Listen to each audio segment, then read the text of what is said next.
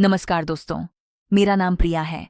आज हम लेकर आए हैं एक ऐसी कहानी जो आपके दिल को छू जाएगी और सोचने पर मजबूर कर देगी।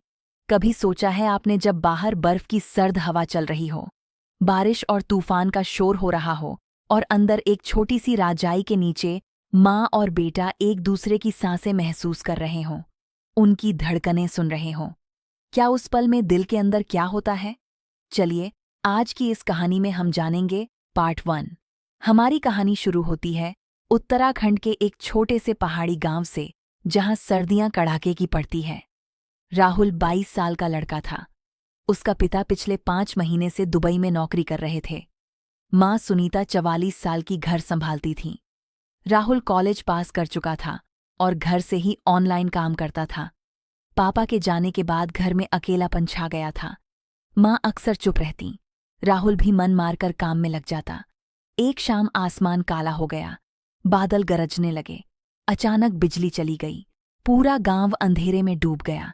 ठंड इतनी कि हड्डियां जमा देने वाली। मां ने मोमबत्ती जलाई और राहुल से कहा, बेटा, आज रात एक राजाई में सोना पड़ेगा, बिजली नहीं आएगी। राहुल बेड पर आया।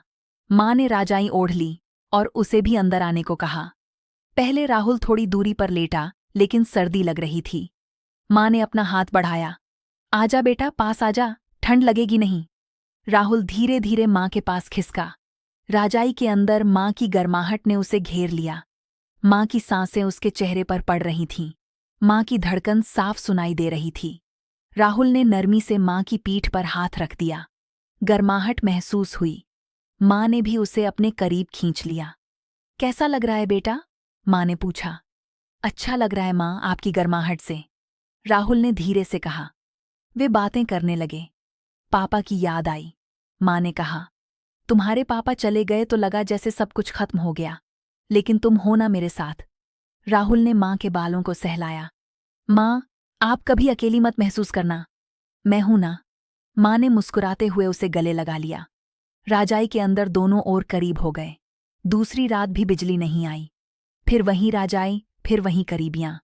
इस बार राहुल खुद मां के पास आ गया। मां ने उसे अपने सीने से लगा लिया। राजाई के नीचे मां की सांसें राहुल के गले पर पड़ रही थीं। मां की नरमी, उसकी गर्माहट, सब कुछ राहुल को अजीब सा महसूस करा रहा था। बेटा, तुम बड़े हो गए हो, मां ने कहा, लेकिन अभी भी मेरी गोद में सोने का मन करता है क्या? राहुल ने सिर हिलाया। हाँ मां। मां ने उसे और कसकर गले लगा लिया। राहुल ने मां की धड़कन सुनी। राजाई के अंदर की गर्माहट बढ़ गई थी। वे पुरानी बातें करने लगे। राहुल के बचपन की, जब वह बीमार पड़ा था तो मां ने कैसे रात रात भर जागकर देखभाल की थी। राहुल ने कहा, मां, आप मेरे लिए सब कुछ हो। मां ने उसके माथे पर हाथ फेरा। और तुम मेरी जान हो बेटा। बाहर तूफान आ गया। बारिश जोरों से हो रही थी। हवा घर को हिला रही थी। बिजली अभी भी नहीं आई थी। अंदर राजाई में मां और राहुल एक दूसरे से चिपके हुए थे। राहुल की सांसें तेज हो रही थीं। मां की नरमी, उसका स्पर्श, राजाई के अंदर की गर्माहट, सब कुछ उसे कुछ अलग सा महसूस करा रहा था। मां ने राहुल के बालों में हाथ फेरा। क्या बात है बेटा, कुछ परेशान लग रहे हो? राहुल ने धीरे से कहा। मां, इन रातों में मैं महसूस कर रहा हूं कुछ।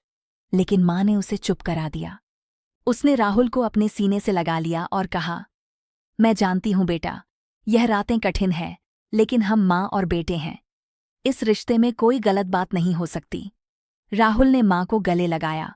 आंसू उसके गालों पर बह रहे थे। मां, मैं आपसे बहुत प्यार करता हूं, आप मेरी दुनिया हो। मां ने भी रोते हुए कहा, मैं भी बेटा, लेकिन याद रखना मां, हमेशा मां रहती है। बेटा, हमेशा बेटा, हमारी मर्यादा सबसे ऊपर है। तूफान धीरे धीरे थम गया। सुबह की पहली किरण आई। दोनों उठे। मां ने चाय बनाई। वे खिड़की के पास बैठ गए। बाहर बर्फ पड़ी थी। राहुल ने कहा, मां, इन दिनों ने मुझे बहुत कुछ सिखाया। आपकी इज्जत करना, आपका साथ देना, यही मेरा सबसे बड़ा फर्ज है। मां ने मुस्कुराते हुए कहा, और मेरा फर्ज है तुम्हें सही राह दिखाना। हमेशा याद रखना बेटा, जो अपनी मां की इज्जत करता है वही सच्चा बेटा है। मोरल दोस्तों, इस कहानी का संदेश बहुत साफ है। माँ बेटे का रिश्ता सबसे पवित्र और अनमोल होता है। जब पिता दूर हो तो बेटे को माँ का साथ देना चाहिए। लेकिन हमेशा इज्जत, मर्यादा और सीमाओं के साथ। कभी भी गलत विचार मन में नहीं आने देने चाहिए। माँ की गर्माहट, उसका स्पर्श, उसकी सांसें, यह सब सिर्फ माँ के प्यार का हिस्सा है। इन्हें कभी गलत नज़र से नहीं देखना चाहिए। असली प्यार वह होता है जो सम्मान से भरा हो।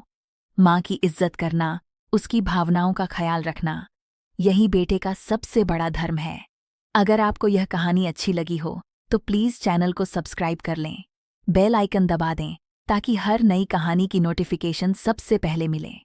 और अगर कहानी ने आपके दिल को छुआ है तो सुपर थैंक्स भेजकर अपना प्यार और सपोर्ट दिखाएं। आपका हर सपोर्ट हमें नई कहानियां लाने की ताकत देता है। अगली कहानी में मिलते हैं, तब तक के लिए नमस्कार, धन्यवाद।